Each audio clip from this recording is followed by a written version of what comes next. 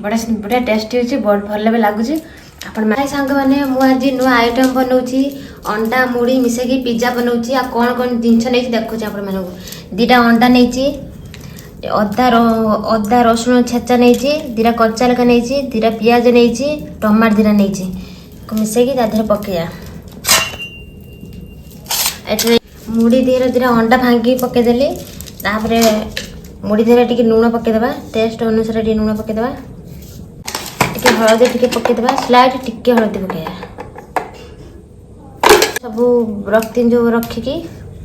टमाटर दीटा पकईदेवा रसुण छेचा पकईदेवा अदा रसुण कंचा लंका दीटा पकईदेवा पियाज पकईदेवा तापर चमचार गुड़ेदेवा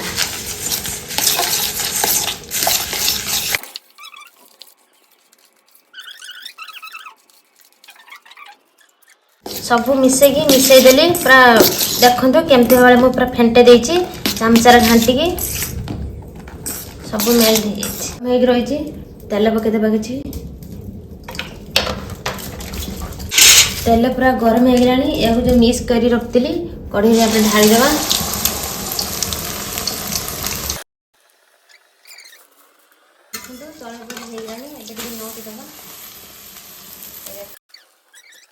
अंडा पिज्जा पूरा रेडी एबे मु खाई देखिमी केमती है बड़ा टेस्टी होची भल भी लगुच आपण मैंने भी एमती बनई खाई पारे केमती लगुच मत कमेंट करी कहे अंडा पिज्जा मुड़ी सहित मिसे करमती मत प्लीज कमेंट करके केमती देखा भल भी लगुच।